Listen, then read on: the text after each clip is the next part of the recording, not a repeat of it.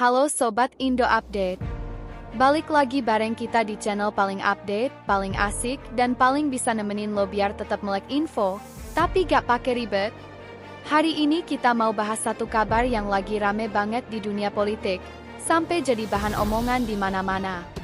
Gak lain gak bukan, Prabowo Subianto bertemu Megawati Soekarno Putri di Teku Umar.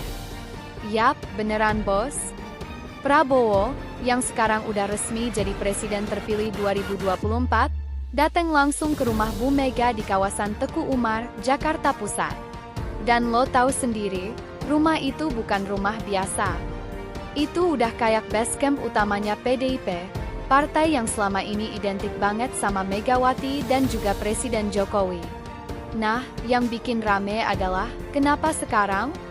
Kenapa setelah Pilpres selesai dan hasilnya udah diumumkan, Prabowo justru datang ke markas besar lawannya waktu itu?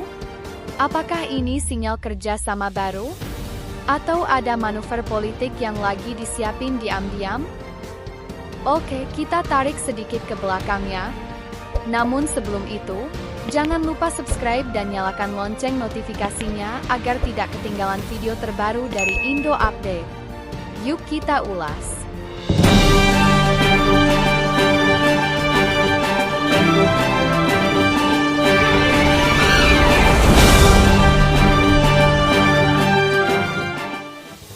Di Pilpres 2024 kemarin, PDIP usung Ganjar Pranowo, sementara Prabowo didukung sama Koalisi Indonesia Maju. Hasil akhirnya, Prabowo Gibran menang telak satu putaran. Nah, setelah itu, muncul banyak spekulasi. Apakah PDIP bakal tetap di luar pemerintahan, jadi oposisi?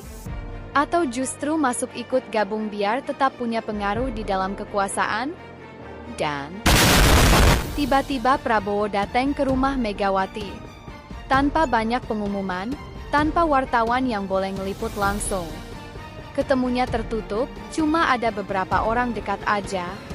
Yang bikin netizen makin penasaran, abis pertemuan itu, gak ada pernyataan resmi yang ngasih tahu mereka ngobrolin apa. Tapi tenang bos, walaupun gak ada bocoran langsung, banyak analis politik yang udah mulai ngeraba-raba. Katanya sih, kemungkinan besar mereka bahas soal peta kekuasaan di pemerintahan baru.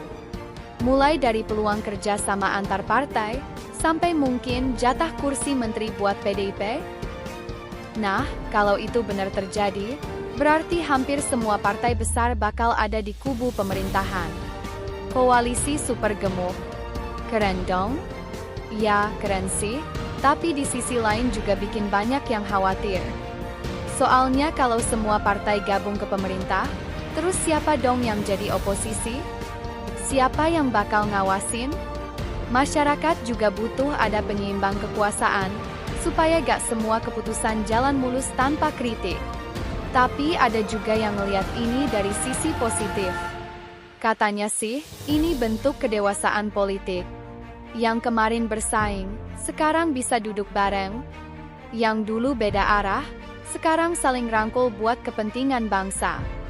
Dan jangan lupa juga, Prabowo dan Megawati itu punya sejarah panjang.